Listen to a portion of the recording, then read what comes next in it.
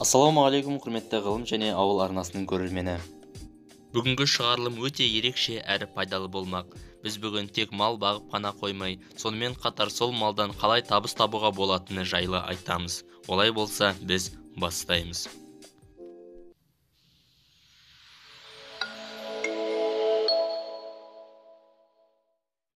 Қазіргі таңда Қазақстан халқының орта табысына есептегенде ет бағасы қымбат.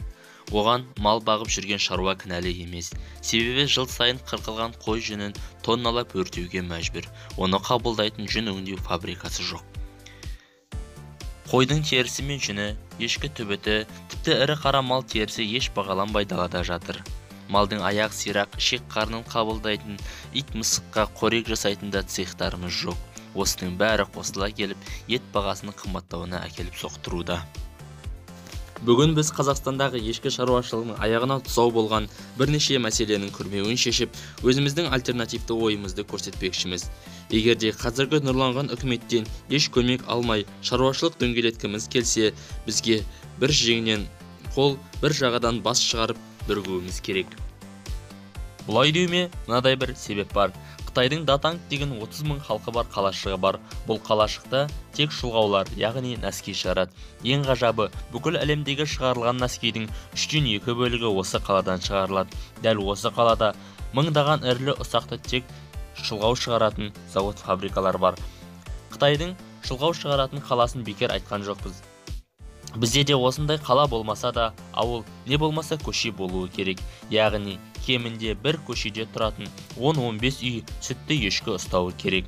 Себебі бір адам 1000 ешкіні ұстап, оны сауып, сүтін өңдейтін цех салу өте қиын. Себебі цех салуда мал басын көбейту де қаражат әрі қажырлы еңбекті талап етеді. Ал егер 10-15 үйде әр қайсысында 100 сауын ешкіден болады және оның әр қайсысы тек 1 литрден ғана сүт береді дегеннің өзінде 1500 литр сүт тәулігіне алынады. Артықшылығы: бірінші, тәулігіне 1500 литр сүттен 1/1 сүт фабрикасы бас тартпайды. Екінші, ешкілерді бағу оңай болады.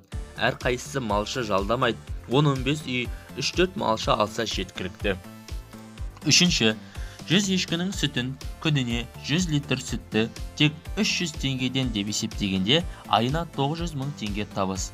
Ал лағын сатып бағаласақ, бұл шаңырақ иесі миллионер болып шыға келеді. Төртінші, сүт қабылдайтын фабрика күн сайын сапалы сүтті ешкі сүтін алады және оны өңдеп түрлі сүт өнімдерін шығарады. Бесінші, үкімет осы арқылы салықтан пайда көреді және ауыл азаматтары жұмыспен қамтылады. Бұл менің, яғни Сарбай Нұрғиса Қыдырбайұлының жеке ойым.